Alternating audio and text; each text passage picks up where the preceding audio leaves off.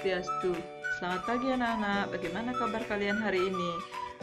Apakah kalian sudah siap untuk melaksanakan kegiatan pembelajaran kali ini? Sebelum kita memulai pembelajaran, kita berdoa terlebih dahulu ya anak-anak ya. Berdoa dimulai. Berdoa selesai. Nah, kali ini Bu Guru akan mengajak kalian masih di tema 6, panas dan perpindahannya, subtema 3 di pembelajaran 2 dan 3. Pembelajaran 2 dan 3 kali ini, muatan bahasa Indonesia masih menjelaskan informasi penting dari teks eksplanasi ya. Jadi, dalam mencari informasi penting, kalian harus membaca dengan cermat. Selain itu, kalian juga bisa lakukan dengan membuat pertanyaan.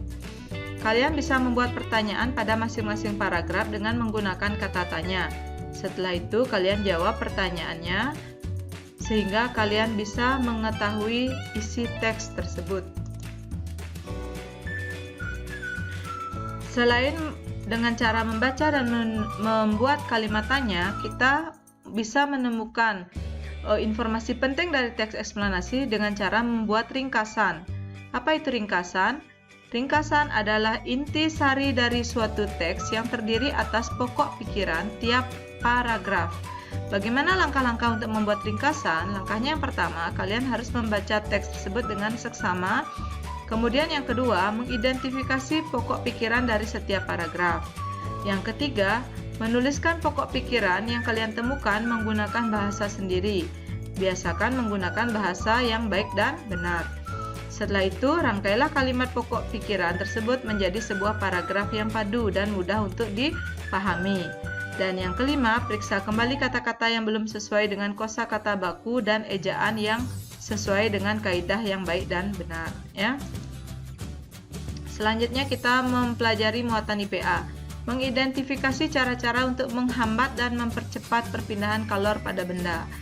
Jadi anak-anak, perpindahan kalor pada suatu benda itu bisa kita hambat dan bisa kita percepat. Kita dapat membuat rancangan suatu percobaan terkait dengan cara-cara untuk menghambat atau mempercepat perpindahan kalor. Rancangan yang dibuat itu harus melalui beberapa tahapan. Yang pertama, kalian harus mengidentifikasikan benda-benda yang terkait konduktor dan isolator. Masih ingat kan apa itu konduktor dan isolator? Ya, jadi konduktor itu adalah merupakan penghantar panas yang baik, sementara isolator adalah penghantar panas yang kurang baik atau tidak baik ya. Jelaskan cara kerja benda-benda konduktor dan isolator tersebut. Kemudian jelaskan pula apa yang akan terjadi jika tidak ada benda konduktor dan isolator. Selanjutnya, Bu Guru menayangkan gambar di sini anak-anak ya. Ada dua orang siswa yang sedang mengamati botol minum yang mereka bawa. Kira-kira botol minum apa nih anak-anak? Ya, bagus sekali. Ini adalah merupakan sejenis botol minum yang namanya termos anak-anak. Jadi zaman dahulu termos ini digunakan untuk menjaga agar air yang ada dalam termos ini atau air yang ada di dalam termos ini tetap hangat. Kalian tahu siapa yang menemukan termos ini pertama kali? Ya, betul sekali, ini anak-anak. Yang menemukan termos ini pertama kali itu namanya adalah Sir James Dewar. Ya, dia menemukan termos ini pertama kali ya. Jadi, termos ini mengapa berfungsi untuk menahan air panas? Karena termos ini dilapisi oleh lapisan perak anak-anak. Jadi, lapisan perak ini berfungsi untuk menjaga agar suhu udara yang ada di dalam suhu air yang ada di dalam termos ini tetap tinggi. Jadi tidak berpindah keluar ya. Kemudian di sini juga ada ruang hampa anak-anak ya. Dalam termos ini ada ruang hampa. Kemudian ada penutup dari gabus ya. Ini berfungsi untuk mencegah agar suhu udara tidak keluar. Nah, inilah bagian-bagian dari termos yang dibawa oleh anak kecil tersebut. Kalian di rumah tentu sering ya melihat termos ya. Kalau zaman dahulu mungkin termos itu kebanyakan digunakan untuk menyimpan air hangat ya agar tetap hangat. Tapi zaman sekarang ada juga termos yang digunakan untuk menyimpan air dingin agar suhu air tersebut tetap rendah atau dingin anak-anak ya. Selanjutnya, penggunaan benda konduktor dan isolator dalam kehidupan sehari-hari. Jadi, dalam kehidupan sehari-hari kita kadangkala memerlukan benda yang bersifat konduktor dan isolator. Selimut dan panci ini merupakan benda yang memanfaatkan sifat konduktor dan isolator. Selimut merangkap sebagai udara. Udara itu adalah isolator anak-anak, sehingga tidak menghantarkan panas yang keluar dari tubuh kalian. Jadi badan kalian tetap terasa hangat. Terbuat dari apakah panci ini? Jadi panci ini terbuat dari bahan logam anak-anak. Bahan logam yang berasal dari aluminium. Jadi aluminium ini merupakan penghantar panas yang baik. Panci akan menghantarkan panas ke makanan yang dimasak. Pegangan panci ini terbuat dari plastik atau isolator. Karena plastik ini merupakan isolator, sehingga jika kita memegang pegangan daripada panci ini, tangan kita tidak kepanasan. Selanjutnya kita membahas muatan SBDP, menjelaskan ciri-ciri gambar cerita pada sampul depan buku. Kalian sudah tahu kan sampul depan buku itu seperti apa? Disebut juga dengan cover buku anak-anak. Ya, semester 1 sudah kita pelajari. Jadi gambar sampul depan buku itu memiliki ciri-ciri sebagai berikut. Yang pertama, gambarnya berisi tentang isi buku. Kemudian yang kedua, gambarnya disajikan itu harus menarik. Biasanya kalau untuk anak-anak dipenuhi dengan warna, gambar kartun, dan lain sebagainya, sehingga menarik untuk dilihat. Kemudian yang ketiga, terdapat judul buku yang ditulis dengan ukuran huruf yang lebih besar dari tulisan lainnya. Judul itu biasanya ukuran hurufnya pasti lebih besar anak-anak ya. Disertai dengan nama penulis dan nama penerbit buku. Kemudian warna yang dipergunakan dapat menarik perhatian pembaca. Itu ciri-ciri daripada cover atau sampul buku yang bagus. Nah, kalian lihat di sini ada buku TIK anak-anak ya. Gambar tersebut termasuk gambar cerita yang ada pada sampul depan buku. Jadi ada gambar yang merupakan gambar dari sampul depan buku. Gambar tersebut berisi ilustrasi dua orang anak yang sedang mendengarkan musik dari telepon genggamnya dan alat pemutar musik. Gambar tersebut menunjukkan kemajuan zaman dalam penggunaan alat komunikasi digital. Jadi ini menceritakan gambar ini menceritakan suatu cerita atau peristiwa anak-anak ya.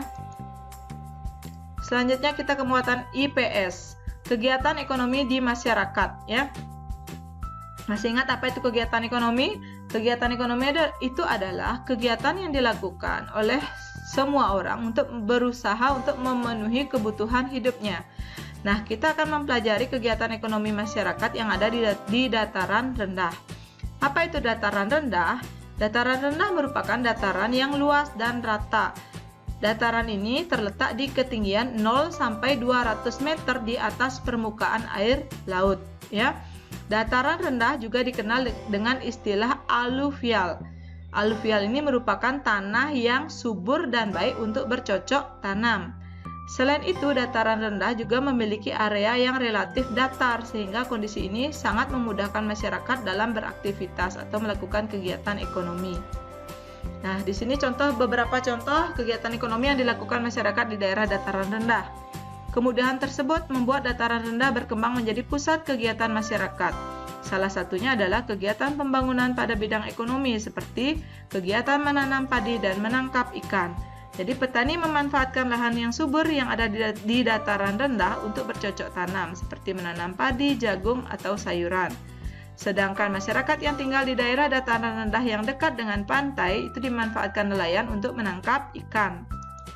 Nah, di sini juga contoh kegiatan ekonomi yang dilakukan di dataran rendah yang lain anak-anak. Ya, jadi ada kegiatan membatik ya. Ini merupakan kegiatan yang banyak dilakukan oleh masyarakat yang ada di daerah dataran rendah. Kemudian seni ukir anak-anak ya, ini juga dimanfaatkan. Kemudian ada yang tadi ya nelayan, dan ini juga petani yang tadi Bu Guru jelaskan. Selanjutnya kemuatan PPKN, menjelaskan akibat tidak adanya penerapan tanggung jawab di masyarakat. Masih ingat pengertian tanggung jawab? Ya, tanggung jawab itu adalah berani menanggung segala risiko dari perbuatan yang sudah kita lakukan. Jadi orang yang bertanggung jawab itu akan lebih mudah dipercayai dan dihormati oleh masyarakat.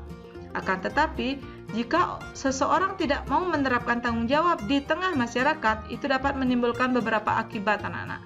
Akibatnya apa? Yang pertama, tidak dipercayai dan tidak dihormati lagi oleh masyarakat.